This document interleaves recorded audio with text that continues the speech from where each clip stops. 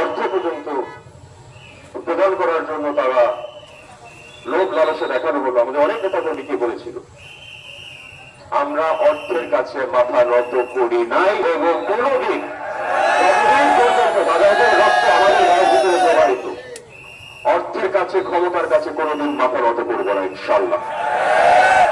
আমি আপনাদের কাছে জাকের পার্টির সকল নেতা কর্মীদের কাছে, জাকেরা নাশিকানদের কাছে আমরা ওয়াদাবদ্ধ প্রতিজ্ঞাবদ্ধ, জীবনের শেষ রক্তটুকু দিয়ে হলো এই জাতির কল্যাণের যে সত্যের যে সংগ্রাম, সেই সংগ্রাম জীবনের বুকের তাজা রক্ত ঢেলে হলো ইনশাল্লাহ আমরা অক্ষরে অক্ষরে বাংলার অবহেলিত অপমানিত পিছিয়ে ফেলা মানুষের অধিকার আমরা পুনরুদ্ধার করবো।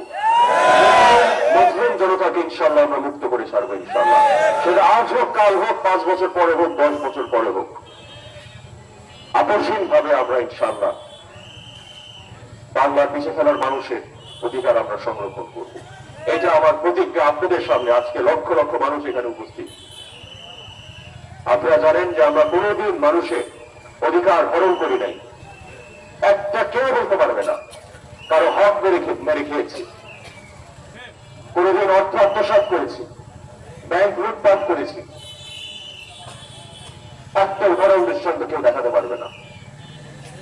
যখন আমরা অপমানিত হয়েছি, বঞ্চিত হয়েছি, হক থেকে যখন বঞ্চিত হয়েছি, তারপরেও এত বড় পথ পরিবর্তনের পরও কারো উপরে প্রতিশোধ দিতে দেখেছেন একজনের উপরে? আমরা প্রতিশোধ পরায়ণে আমরা কোনোদিন বিশ্বাসী না। বিশ্বজিৎ কাজী ফরিদপুরের শিক্ষা ছিল ভালোবাসার শিক্ষা, আদর্শের শিক্ষা, মানবতার শিক্ষা, এটাই তরিকতের শিক্ষা, সত্য তরিকার শিক্ষা। কোনদিন আমাদেরকে দেখেছেন কোন মানুষকে, কাউকে কোনদিন কোন সময় তুচ্ছ চাচ্ছিন্ন করে কথা বলতে, অপমান করে কোনদিন কথা বলতে একটা দৃষ্টান্ত দেখাতে পারবে? এমনকি যারা আমাদের উপরে চরম ভাবে জুলুম করেছে, আমি তাদেরকে বলেছি আল্লাহ রাব্বুল আলামিন তাদের যাতে সঠিক পথে আপনি হেদায়েত করেন, সেই তৌফিক আপনি দান করেন। বুকের উপরে পাথর রেখে অনেক সময় এই যে রাখতে হয়েছে, বাধ্য হয়েছিলাম, কারণ বিশ্বলে কাজা অফুটকুর রক্ত আমাদের গায়ের ভিতরে প্রবাহিত। আমরা অসৎ পথে যেতে পারি না, সত্যের পথে আমাদের অবতীর্ণ থাকতে হবে, হকের পথে আমাদের অবতীর্ণ থাকতে হবে। এটা আমাদের শিক্ষা, এটা আমাদের নীতি।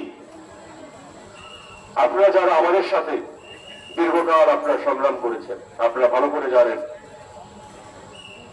নানা ধরনের ষড়যন্ত্র এই জাতীয় পার্টির বিপক্ষে হয়েছে। বহুদিন যাবৎ আপনারা নিজ চোখে দেখেছেন। এবং আপনারা রাজপথে যারা আমাদের সহযোদ্ধা, আপনারা রাজ সাক্ষী হয়ে থাকবেন।